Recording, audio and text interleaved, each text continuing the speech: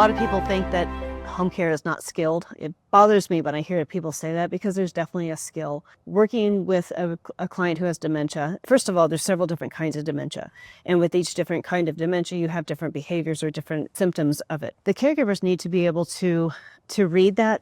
And sometimes they have to have very, very thick skin, because some of the behaviors we have is you may have the sweetest person with dementia. It might be that what comes out becomes somebody who's very mean and very vocal and very passionate, and maybe they're saying hurtful things, and to have a caregiver who's willing to go in on a day-to-day basis and be able to walk through that and know how to walk through that.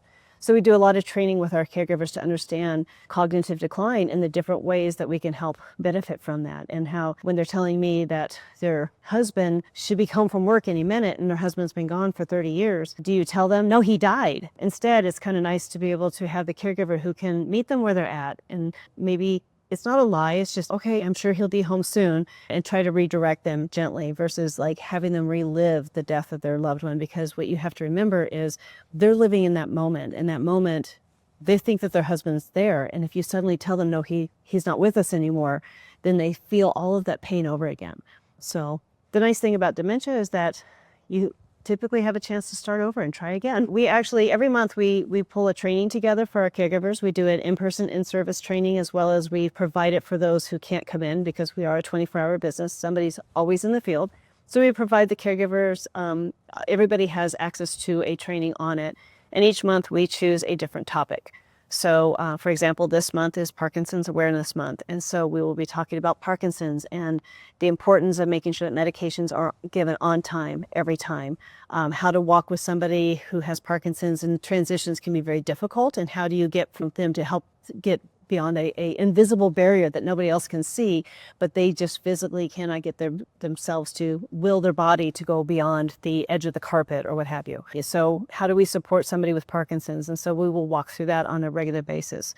And again, our caregivers they'll advocate for themselves and say, hey, I need more training. And that's where our care management team or our case aide will come in and provide the additional care and training for that caregiver to make sure that we have something that's really specific. Just one story that I think is just beautiful. I had a client who had ALS, and his wife was really struggling with being able to get him transitioned. He wasn't to the point that he was bedbound, but it was getting more and more difficult for him to get up and transition from his wheelchair into his chair or into his bed and everything. So they had a caregiver who was coming in. And our caregiver that we selected was a caregiver who had a lot of Parkinson's type of experience. And so she had worked a lot with being able to transition and helping somebody get safely into bed or what have you. And after working in that home for a couple of days, she called up her care manager and she said, I'm kind of concerned that we're not doing this right. I think there's a better way that we can actually help transition him from his wheelchair. There's got to be something better. So our care manager came in, and one thing that our care manager brought to the training was that with somebody with ALS, fluid movement is very, very important with them. Where with Parkinson's, you want more of a cadence, and fluid movement is better. And so the caregiver and the care manager worked with him for a little while to realize that they could get him up smoother and easier. And while they were doing this, the wife said, that looks so simple. And so they were able to actually bring her over, and they trained the wife how to do the same thing. And so with that fluid movement, he was able to get up into a standing position, and she was holding him in her arms, and they were walking back and forth together.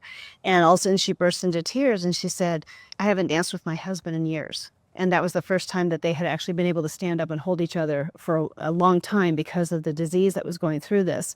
But it was a caregiver who is advocating for herself, saying, I need more training to be able to actually bring that positive impact to that client and his wife, and being able to bring them to a moment where they were able to have a little bit of a moment that they probably would not have shared. And she was able to maybe even step in a little bit at that moment in time and be able to help her husband more. So she felt like she was also benefited by that training.